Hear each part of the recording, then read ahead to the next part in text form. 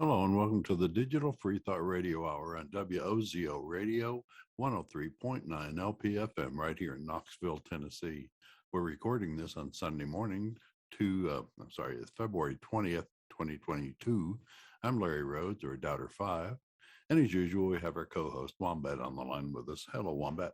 The devil has gotten me. I've somehow hung out with a bunch of atheists. Help me. Help me, Jesus. Help me. I think he's got all of us, really.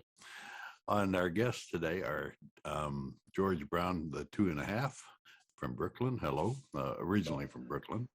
Yeah, hello. In the Bible Belt right now. That's right.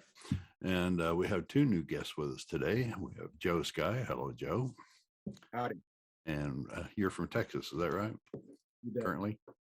Cool. And Slew, welcome to the show. Where are you from? I'm from Ohio, close to West Virginia, so right around that area. Real good. Digital Freethought Radio Hour is a talk radio show about atheism, free thought, rational thought, humanism, and the sciences. And conversely, we'll also talk about religion, religious faith, gods, holy books, and superstition. And if you get the feeling that you're the only non-believer in town, well, you're just not. In Knoxville, here in the Bible Belt, we have a group of over 1,000 atheists, and we'll tell you more about that group after the mid-show break. Wombat, where are we going today?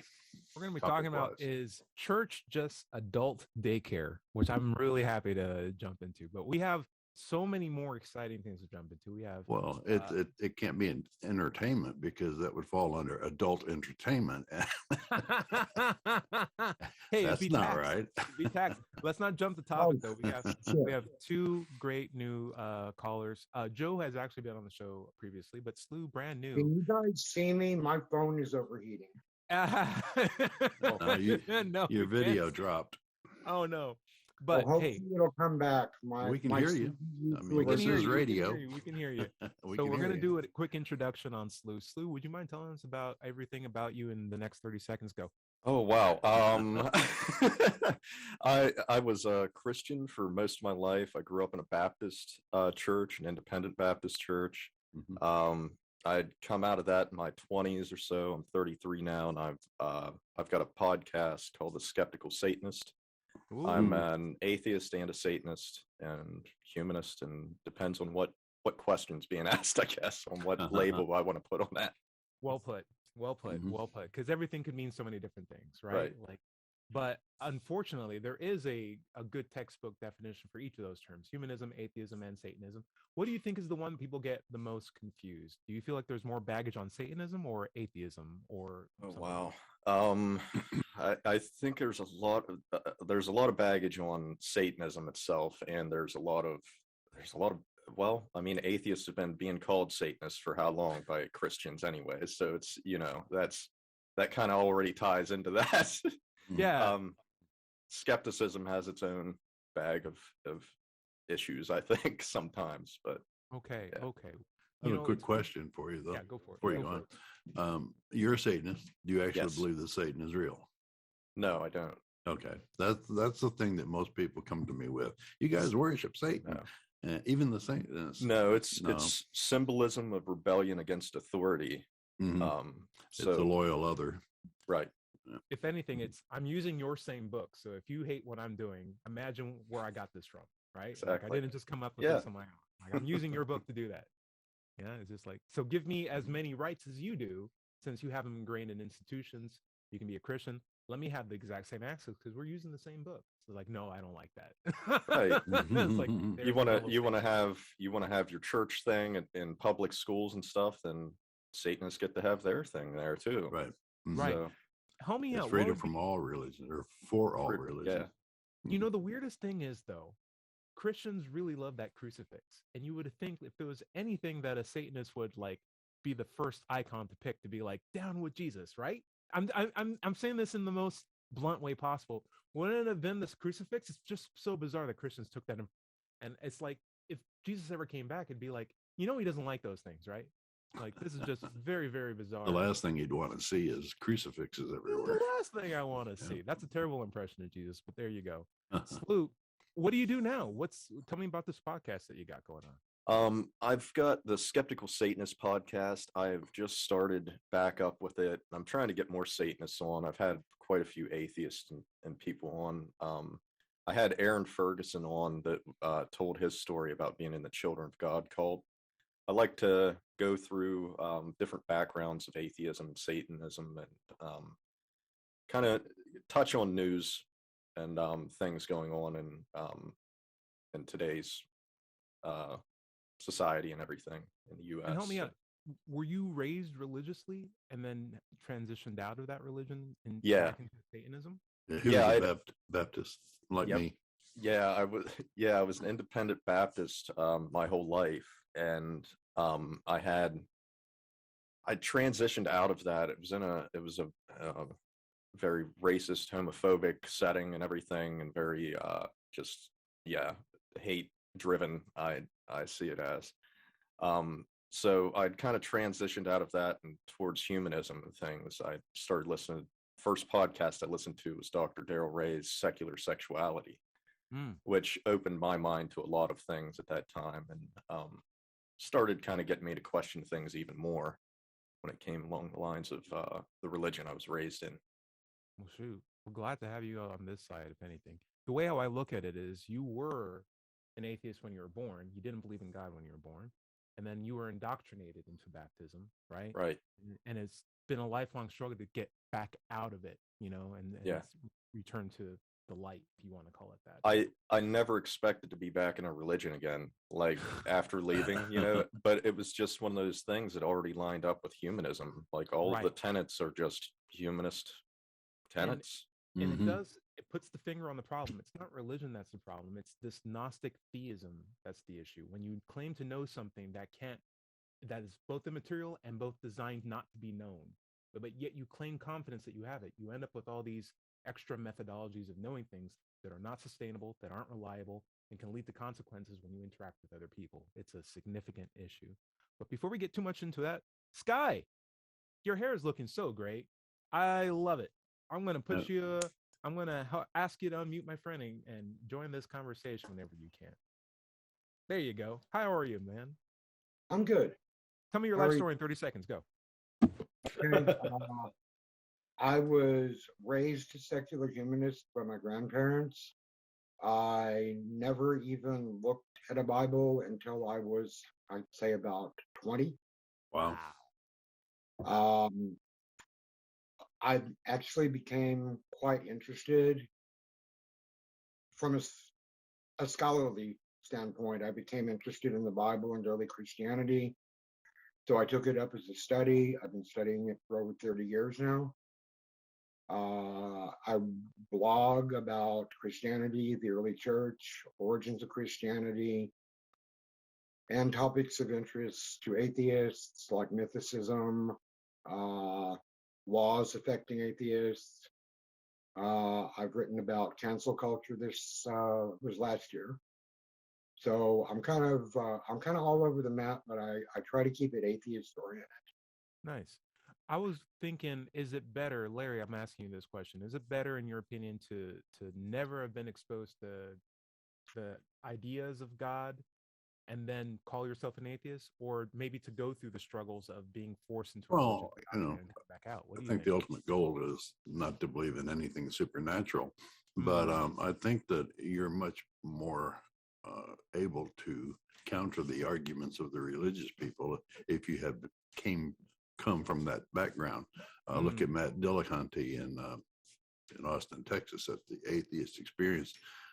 He was studying Christianity quite a bit and very hard for a long time to be able to become a preacher. But before he ever got to be a preacher, his studies led him to see that God wasn't real. But he still has that background that he can then draw on to counter the arguments of apologists. However, if you've never been through religion, you don't have to do the struggle. Yeah, you save yourself a lot of time too, right? And carry the pain and guilt, that resentment that religion has foisted upon you all those years. Yeah, George, what do you think? I saw you raising your hand. What do you think? You've had a organic atheist upbringing. yourself? Organic Jewish atheist upbringing. So, I have to really extend my sympathy and admiration for you guys who had to throw off your indoctrination. It must have been an absolute hell of a task to do that. And I didn't have to do it. See, my parents were dragging me off to humanist lectures at the age of 4, when of course I couldn't understand a word of it and was very bored, in the pews of the Brooklyn Society for Ethical Culture. And the one thing the irony of ethical culture is that I believe that it was founded by secular Jews around a little before the turn of the 20th century in New York City. And for whatever reason, they chartered themselves as a religion in New York State. So, and I think the reason for that was to simply try to get some legal equal footing, right, with the theology people. So it has remained, a chartered religion, which to me is utterly strange, but I still understand it. And so the main Ethical Culture Society is headquartered in Manhattan. And there have been branches in different cities around the U.S. from time to time. I don't know what the status is now. Larry, I see the floor to you. Well, I was just going to say that the Rationalists of East Tennessee has started in Oak Ridge over 20 years ago, and they started as a religious organization to be able to get in, to have the quote word or classification of religion open the same doors for them as it did all the churches. I didn't know that. So they RET in RET is a religious organization. I had no idea. Yeah, and I'm an ordained minister under that. I was beginning to say, because I share George's sympathies, I do feel bad for the ones who had to be indoctrinated when they're young, especially when they had no idea of anything else. And I was one of those people. And the way how I think about it is, I saw my religion as a bottle, but I didn't realize it was a bottle of poison, because it was never something I ever had to open. It was just something that I felt privileged to have compared to other people who didn't have that bottle. And it wasn't until I opened up the bottle and understood, oh my gosh, look at what's in it, that I became an atheist. It wasn't until I was told what morality was in an academic setting in a college class, and then went back to my Bible to look for better examples and couldn't find any, that I realized this isn't a moral book. Oh my gosh, I've been having these poison bottles in my pocket for like the last 8 years or so. It's crazy. Hey, George, I see you raising your hand. What's up? Yeah, Tyrone, I just wanted to ask you, what version of poison were you drinking all those years? Now, that's a great question. That's a great question, because we were military, so we moved around a lot. So I have been to Episcopological churches, Pentecostal, Baptist, Methodist, Lutherans. Every single time we moved to a new city, we would join up with a different church. I've seen Black churches, white churches, Mexican churches. I've seen Korean Jesuses on crosses. I've seen Black Jesuses on crosses, like mantles and frames. I've seen it all, but it never hit in my head what was going on with the dissonance of all these different narratives and the culture that I was geolocationally positioned at, that everyone made religion flavored to them. And so it was sort of like I was dealing with, I don't know, I'm going to make a weird abstract concept here, but there used to be a food called corn nuts. And corn nuts come in so many different flavors. Some are super gross, some are super awesome. So if someone asks if you like corn nuts, you could say yes, but you mean like which one? Ranch? Because nobody likes ranch. I like ranch. It's like, we're not talking about the same thing then. We're not talking about the same thing. But that's what religion was. It was just basically different flavors that were so drastic, despite the fact that they all had the same name and they all had the same label. They were very, very different things. And you could just fall into the circle that you like. So yeah, I am not happy that I wasted a lot of time there, but I do feel like those experiences have made me a better atheist in terms of rejecting bad argumentation and logic. And I feel like I'm more secure in my position right now as a non-believer than I would have been otherwise, because I could have easily been tempted into another religion by now or another cult by now if I didn't have that reasoning. Slew, do you feel, is that something that you feel the same? Yeah, I mean, I kind of do. I hate the idea of it being a silver lining. Like, I hate that terminology, you know what I mean? Of that, Oh, well, it's just, you got to look at that as a silver lining of, no, I could have come across those things in other ways, like other than having to be indoctrinated into that. Right. So I agree to a degree. I understand that I've done a lot more questioning, I think, being in that position, being indoctrinated for so long than if I weren't. For me, it was the rejection of faith, of it not being a logical, epistemological tool to be using throughout my life. And that was where things really started my deconstruction started, was around that.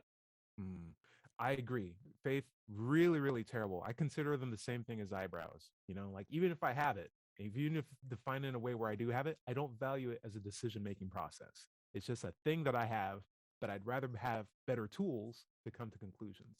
Sky, I'm going to ask you a similar question. The idea that you were not indoctrinated into a religion, that you've discovered all these tenets about atheism, essentially, or reasonable thinking all on your own. Do you ever feel like maybe you're missing a little bit of empathy for people who are in a religious situation because you've never gone through that experience yourself? I have gone through it with friends. I have gone through with friends leaving the faith and the struggles that they've had, losing family, losing friends, feeling alienated, feeling confused. So, and I'm a pretty empathetic person. I can relate. I can find things in my own life that were similar, I had similar experiences. Like when I came out as gay, I lost a good part of my family. Sure. So, that's comparing apples and oranges. But what I'm saying is that, because I too have felt alienated and confused and lost family and lost friends, that it's a similar experience. And I think that I kind of dodged a bullet by not being indoctrinated. Yeah. More like a cannonball, especially in America, right? Yeah. You matrixed underneath that. You're just like, oh, wow, I have so much more free time now. George, what's up?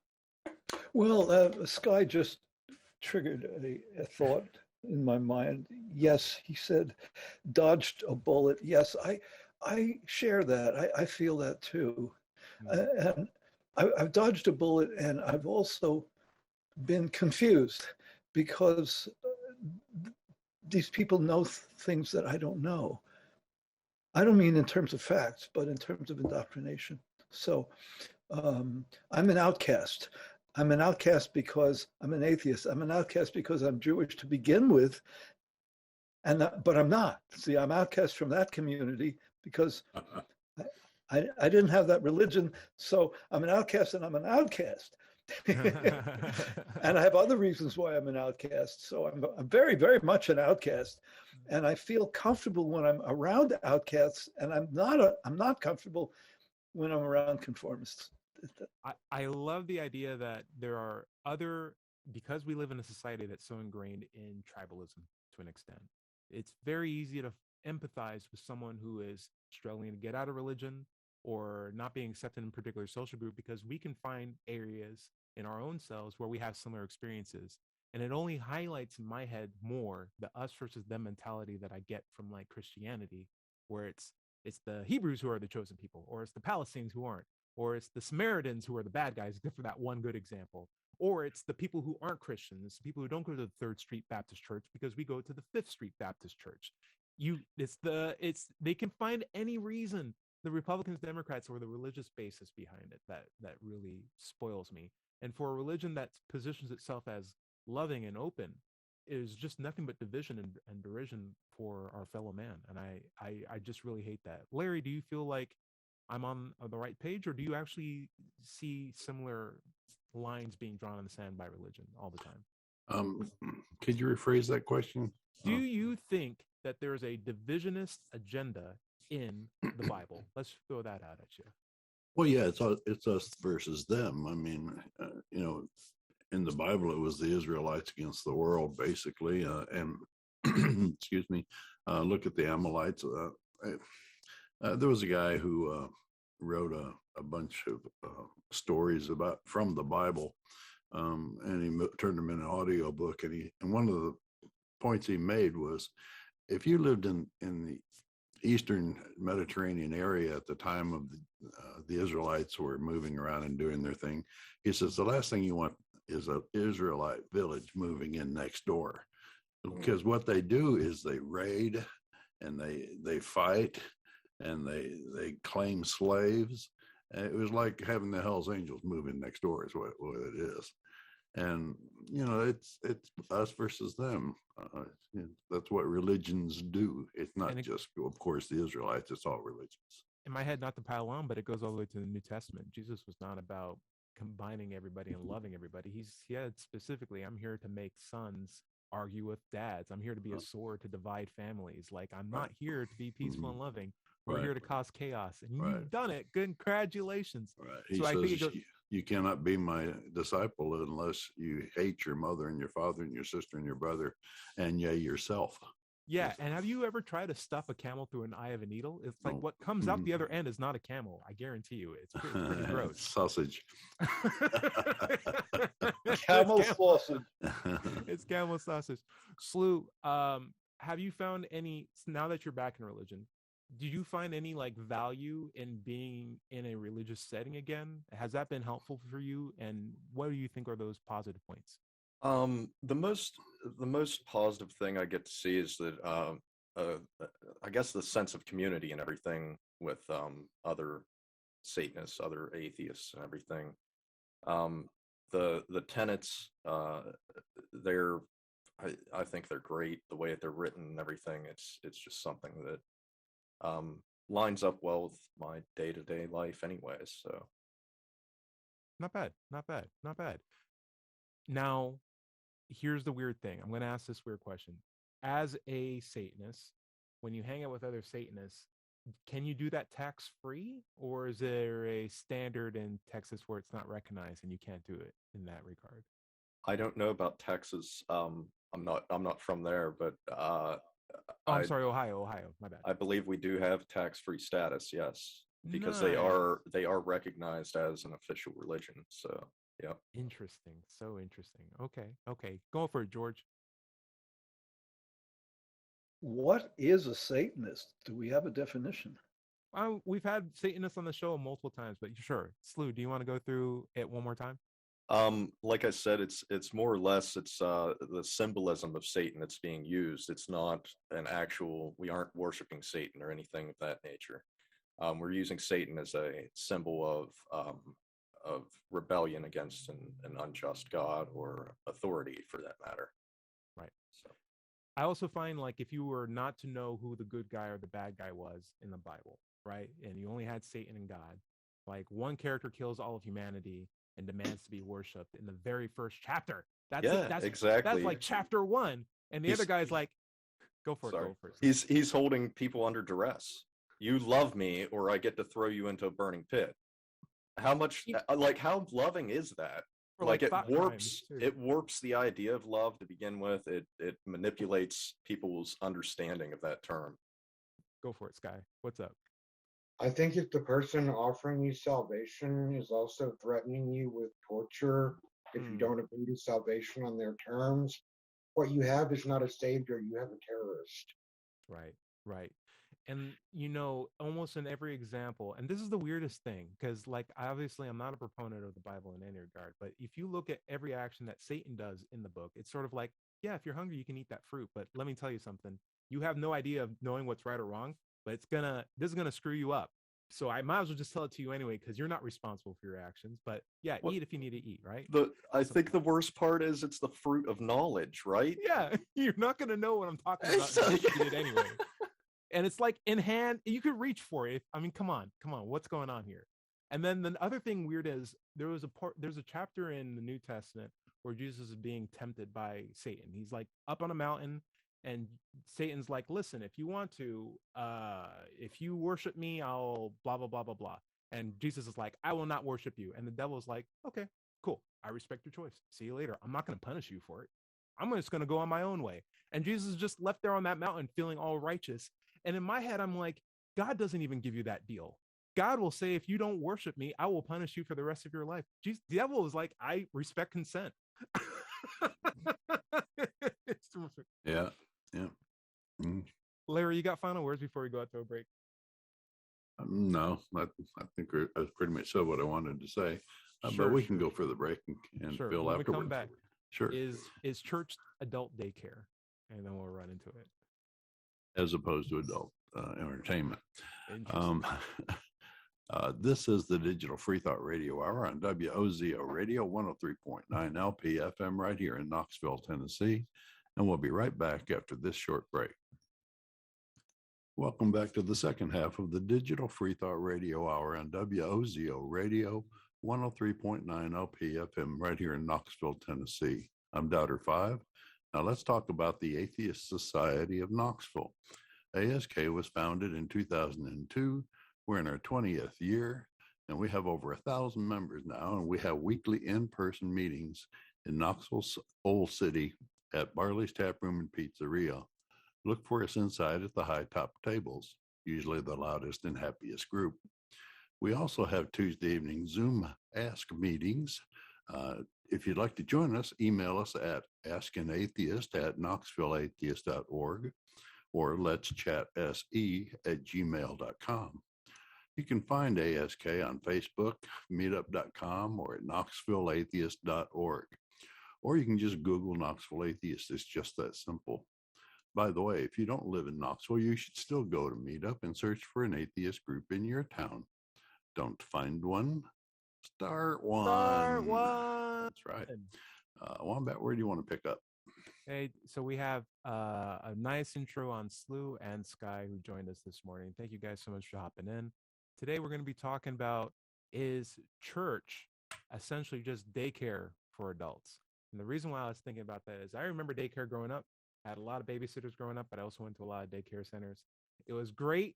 There were my friends who were all there. There were story time. You got juice at the end. And I'm like, wait a second, this sounds familiar, because when you're in church, I'm there with all my colleagues.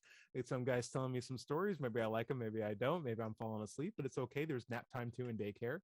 And, you know, once a month or something like that, you get a little juice and crackers. And you're like, oh, this is fantastic. I love it. And when you're a kid, you don't pay for daycare. When you're adult, you don't technically pay for church. They try to get you to, but maybe it's only $1 a week at worst.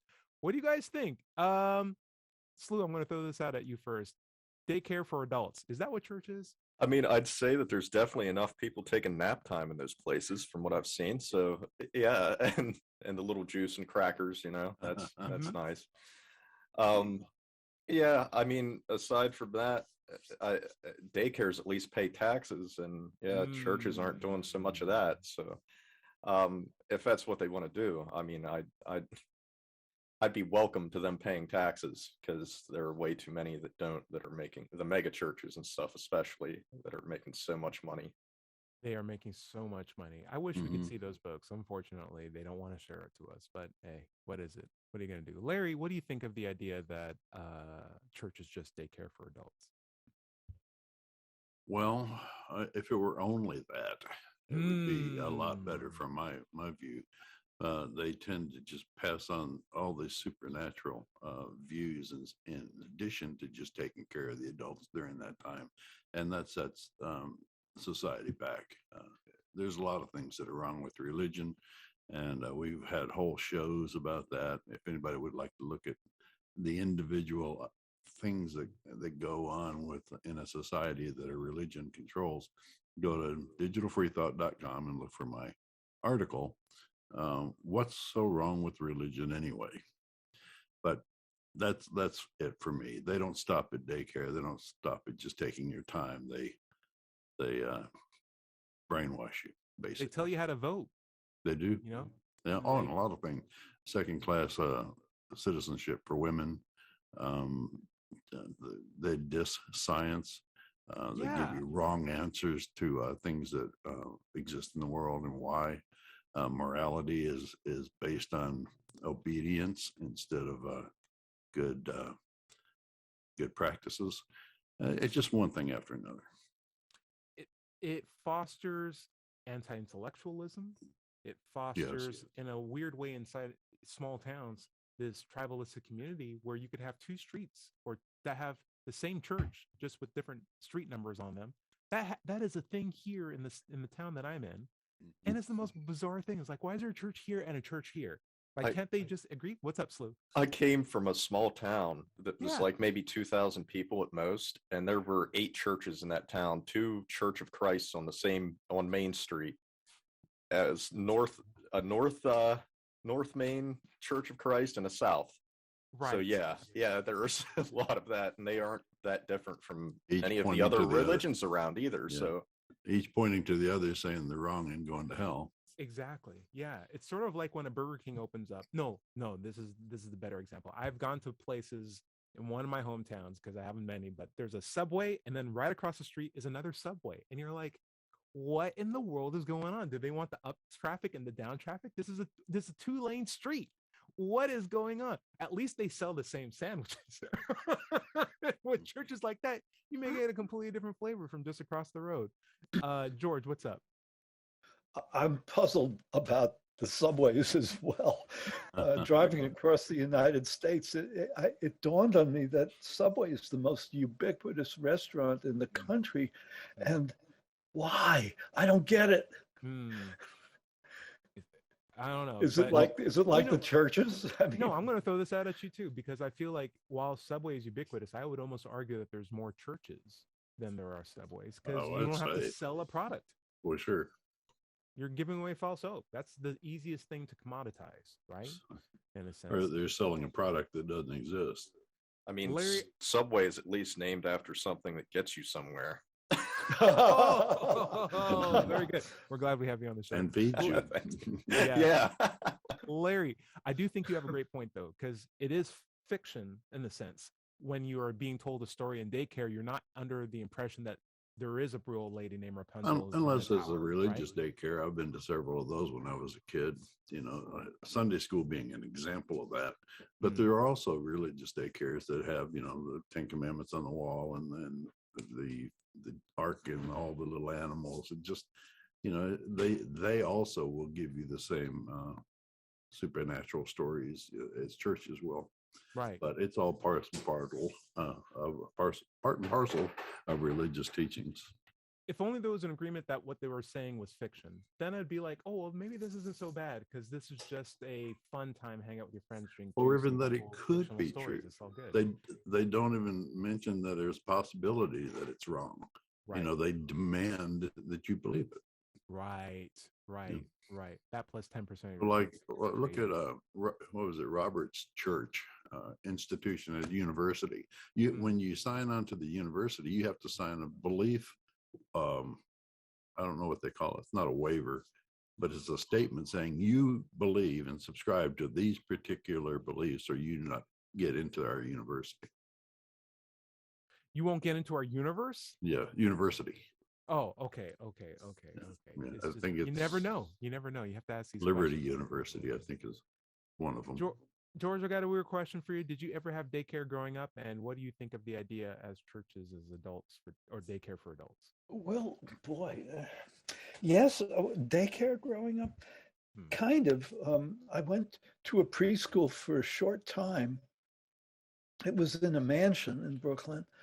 And it was a lot of fun. There was a little tiny bowling alley in the basement. Ooh. That's almost all I remember. And rabbits. We had rabbits when we had naps. You had rabbits? Yeah, there were pet bunny rabbits. Okay. Real ones. Okay. They went around. They left little presents on your cot, and Little round brown ones. Yeah, little round brown ones. Yes. And now daycare for adults, that's so confusing to me, because I can almost relate to it. It's a social club, really, on Sunday that I see. It's a very powerful social club, because you're in it or you're out. Right. And when you go on Sunday, it is a community that welcomes you. You're part of it if you subscribe to the tenets of the thing, which you usually do, I think. Right. And so you are welcome here. You are part of us. This is, again, the us versus them that you were talking about. you know. I totally get it. Mm-hmm. Very, very powerful. You're part of the in-group. Well, he's talking about the community and everything. The other thing is they refer to you as family. It's very cult-like, the whole religion to begin with, that they are kind of giving you this thing of, I don't know if it would be an appeal to authority, if it would be more of a sense of just special pleading for these people, that you don't treat them the same way as others or anything. That's your family. That's your family, you know? So it's very manipulative in that sense for those things. Sure. Larry. Well, yeah, I was just going to say that the Catholic Church takes it to a whole higher level. The preachers, the priests that you're supposed to listen to and obey are your fathers, literally called the fathers. The authority figure in the nunnery, as it was, is mother, your mother superior, and then the sisters, the nuns are all sisters. It's very cult-like, you know, leave your family behind and come and join our family. You know, they don't care if they divide your family in 2 or 3 pieces, as long as they get their followers. That's the main point. George. Yeah, Larry, I think that what you've raised is very powerful, very significant, because I'm a little confused about the female side of this, but in the male side, I think this practice is actually emasculating of the father in a real family. Oh, because it is proposing an alternative father, which is the priest. Right. And there's an alternative father, of course, which is God. And so this is a very subtle way of robbing power away from the man, you know, the husband and wife duo. Well, especially, I'm sorry. I was just going to say, especially when the church comes down on you and say that the hierarchy is Jesus, the father, the mother, the children. In other words, everybody looks up to the father for leadership, but the father is supposed to look for Jesus. Now, Jesus doesn't really show up and give him any direction. So who does? The preacher. It does if you take the right drugs. It does. But the preacher. So all of this is very handy for the preacher and the religious organization. Right. So, you know, religion as an institution does not generate a product, doesn't generate power. Like from time immemorial, religion gets things by robbing them from other institutions. Power, ideas, culture, music, everything. Right. People, money, it takes and then assumes that it already had the authority to do so. It's parasitic. It's very parasitic. It doesn't exist without a working climate or a working economy surrounding it. Right. And so when George mentions robbing power, that is wholly the game plan of religion. I'm here to take power from families, because when you stop listening to your family, listen to me, I as religion win at the end of the day. And it's a really unfortunate circumstance. It also puts, Larry, as you were saying, fathers, brothers. I remember when I was in a Baptist church and I called everyone Brother Teresa or Brother Mary, or these are weird combinations of words and names, but maybe not. It's 2022. Who cares? But I'm saying, like, you earn authority, or you are told to be a position of authority for somebody. And churches never give you the opportunity to even learn who are the people that you are referring to by these names. They're essentially people who talk to you, but you never get as much opportunity to talk to them or understand where they're coming from or how they behave or what kind of culture they maintain. You're just, my first week in every church, I'm being hugged left and right by people. I don't know who any of these people are. There's like a fake, almost saccharine level of sincerity around me. And I'm told, that's Father Blank, that's Pastor this is the guy this is. Like, I don't care who any of these people are. I just want to hear, you know, what you guys believe and how you came to those conclusions. You don't really get that opportunity to. And it's just so, it's a weird thing. It's a lot like a cult. Speaking of cults, Lou, you're a Satanist. Does anyone ever called you a cult before? And how would you even define a cult? I would like to know this. I haven't. I would say it probably fits under that category. It depends on your definition of cult and all of that. But what's your definition? I mean, I had somebody on my show, like I said, that was in the Children of God cult for most of his life. So to him, which I would go with his definition of it, he says that there isn't any difference between a religion and a cult. The only real difference is numbers. So you've got a smaller number of people in this religion. It makes it a cult. That's about the only thing. It's marketing, baby. That's it at the end of the day. Yep. Yeah. All right. What's up, George? Well, I think that it's different than that in my mind. In my mind, the definition of cult is what the other guys believe. And I mean, because we have a huge cult in this country right now. Almost half of the voters in this country are in a cult. And I'm going to stop here. I'm not going to get any more political on this. A religion is what you see in the mirror. A cult is what you see with your eyes, like in a sense. Like everything else is a cult, but what you see when in your own home, when you're looking at your own face, is a religion. And that's such an unfortunate, because if you go through the definitions of cult, there's actually a government issued document that is a concern report it was released in the 60s. So it's still up to date, even though when you look at it, it's like, what is a cult? There's typically a guy in charge. They try to change your name or terminology. They ask for money at the end of the day. They congregate at least once a week. They try to instill family values in place of your own. I'm like, aren't we reading religions like this is religion? This is religion. What are we talking about? Slew. It's funny that definition came up in the 60s, right? What was going on then? Yeah. Though it's a bizarre concept. Though we talked about churches being daycares for adults. We don't like how churches operate. How would we change it? What would a daycare for adults look like in the most ideal sense, the secular version? I'll throw this out to Slew first, your guest of honor. Oh, George, we'll go to you right next. Slew, what would you want to see in an adult daycare? An adult daycare. Well, I'm not sure that I want to see an adult daycare. Really? I would love it. Are you kidding me? No. To me, that's entertainment of these, children or whatever, just to keep them busy while their moms or dads are out doing, whatever. So it's like, to me, that doesn't seem like something I really want for adults. I want more questioning, more something togetherness. So anything, a parlor room with a bunch of tables and obfuscation of cigar smoke and people just discussing philosophy, like that could be a thing. That could be. I think everybody's different. With those things though, like I enjoy the Satanist community and the things that they do with the places around us. They're doing great things for women's rights and the schools, and trying to get equal standing for religion and stuff, so that it isn't just Christians taking over these public schools and things, and forcing their views on them. And I've went to something called a Sunday assembly before that has a structure similar to church, but they kind of implement things that are not, they're all secular things, and they'll have people on that are they'll have guests there that'll speak on topics. One I went to was on like rovers and stuff, like Mars rovers and everything. It was really cool. Very cool. Yeah. So I like that. I like those things. The structure itself kind of triggers me, just for the fact of it being so similar, even though they aren't, anything to do with one another really in that sense. I totally get it.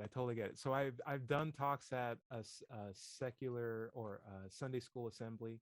The weird thing is how oddly church-like everything actually is, right down to the band, but it's not. But you're like, I get the flavor, but it doesn't have to be in this box, right? Like I almost enjoy not this form factor, but I get it. Unitarian Universalists, same vibe. You get a lot of science talks, but also all the religions have a chance to talk, and that's also weird too. What's up, George? Sorry. Well, as an organic atheist, my version of this would be just jungle gyms and swings and a little merry-go-round type thing, very large ones, and we need very thick rubber mats all around, and maybe this sounds a medic more fun. and an ambulance. I don't want to pick already, but George has a pretty fun one that I'd like to go to right now. Laser tags, come on, unlimited arcade coins, let's go. That'd be awesome. Larry, what's your adult daycare look like? What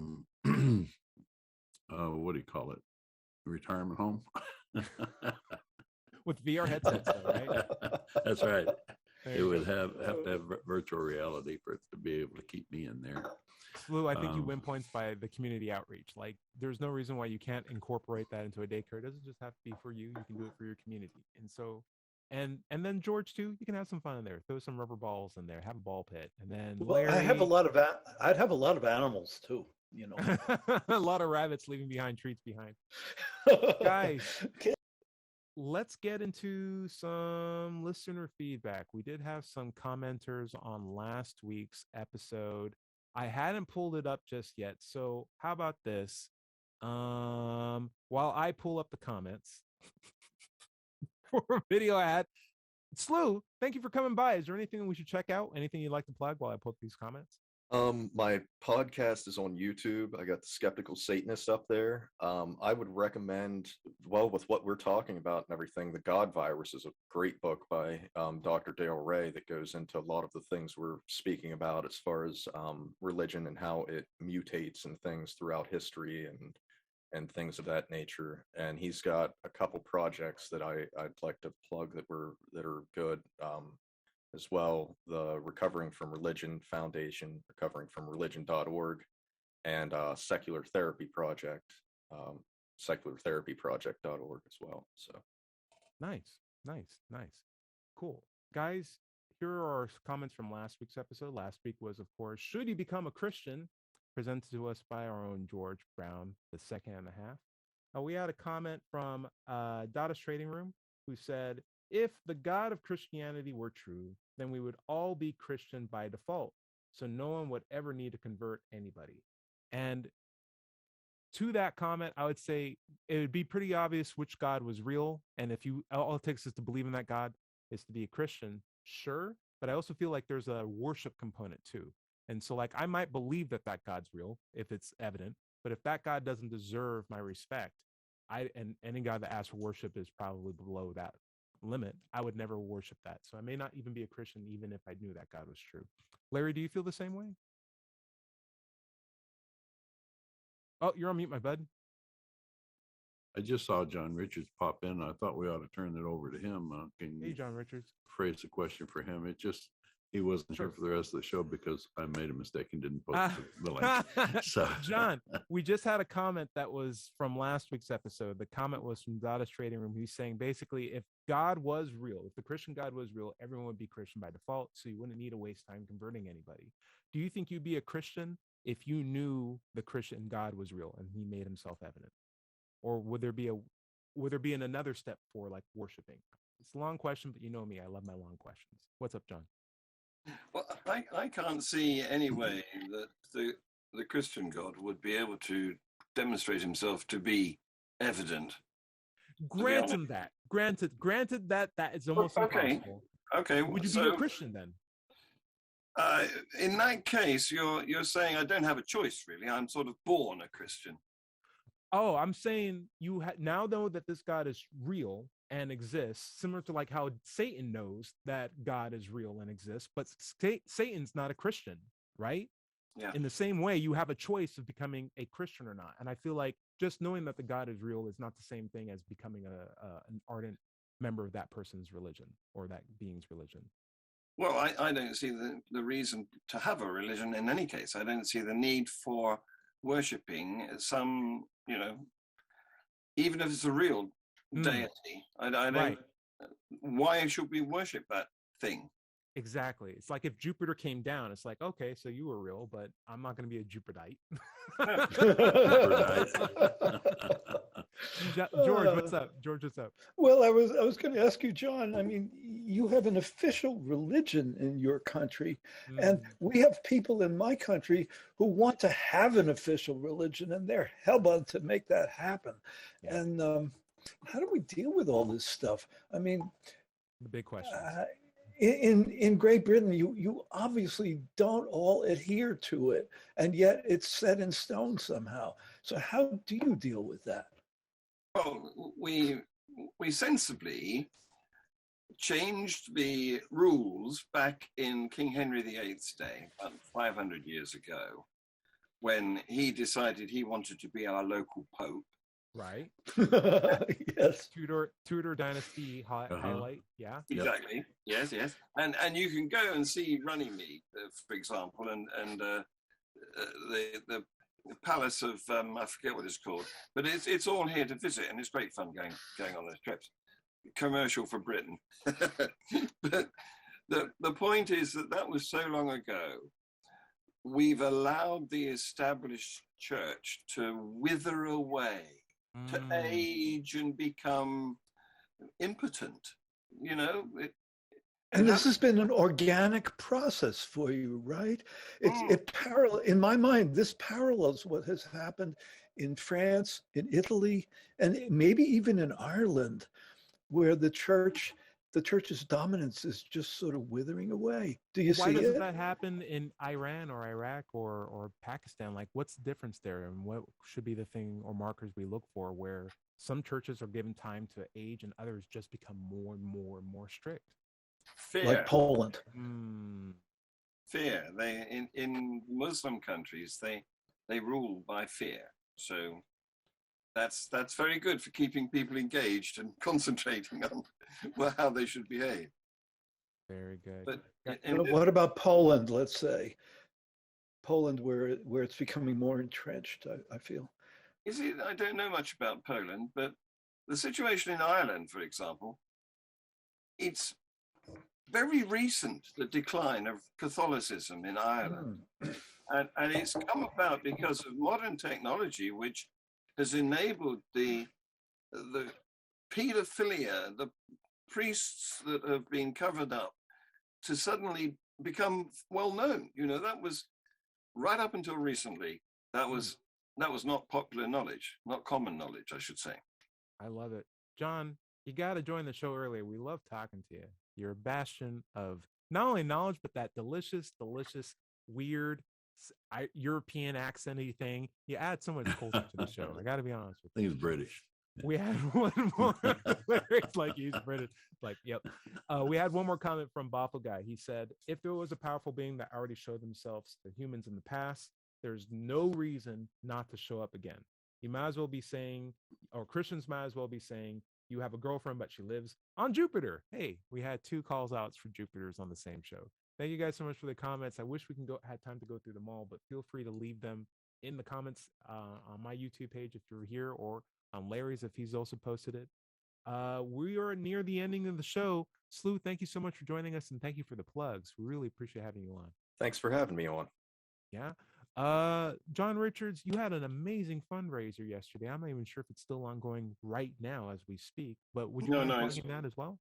It's finished, but it was fun. I really enjoyed doing it, even though it kept me up longer than my bedtime, well past my bedtime. Who was the fundraiser for? That was for Recovering from Religion organization. Fantastic organization. Yep. Mm-hmm. And you can still see it. It's now available as a podcast, and you can still donate. Just go and click on the links. Fantastic. George, anything that you'd recommend we check out before next week? I've just glommed onto Vietnamese coffee. Ooh, very cool. Sky, if you're still with us, feel free to take yourself off mute. He might be still away with his dog. He's had some dog issues. Larry, how you holding up? Oh, John, one more? Yeah. What's up? What I forgot to say, of course, is where to go to see the fundraiser. And it's at Freethought Productions. That's my YouTube channel. Very cool. Also, thank you for playing my music. That was so cool. It was really nice. Yeah. Well, thanks for letting me use it. Oh, anytime you want. It's on record now. You can use it anytime you want. You can't take it to court. We like to sue in the U.S. I completely killed every case I could bring against you now. It's a wonderful gift. It's brain balm, I like to think, of your music. Thank you. It's feel good. Larry, what's up with you, and anything you'd like to plug? Well, my content can be found at digitalfreethought.com. Be sure to click on the blog button. We have our radio show archives there, atheist songs, many articles on the subject of atheism and religion. I do have a book out called Atheism, What's It All About? And it's available on Amazon, and you can find my YouTube content on YouTube by searching for my name. If you have any questions for the show, send them to askanatheist@knoxvilleatheist.org or to let'schatsE@gmail.com, and we'll answer them on future shows. If you're having trouble leaving your religious beliefs behind, you can find help at recoveringfromreligion.org. Great place, great resources, and good people. Thank you for joining us at the Digital Freethought Radio Hour. Remember, you can find this show on Apple iTunes, Pocket Casts, Amazon, and podcasts everywhere. Just search for Digital Freethought Radio Hour. If you're watching this on YouTube, be sure to like and subscribe. Remember, everyone is going to somebody else's hell. The time to worry about it is when they prove that heavens and hells and souls are real. Until then, don't sweat it and enjoy your life. We'll see you next week. Say bye, everybody. Bye, everybody. Bye-bye. Bye.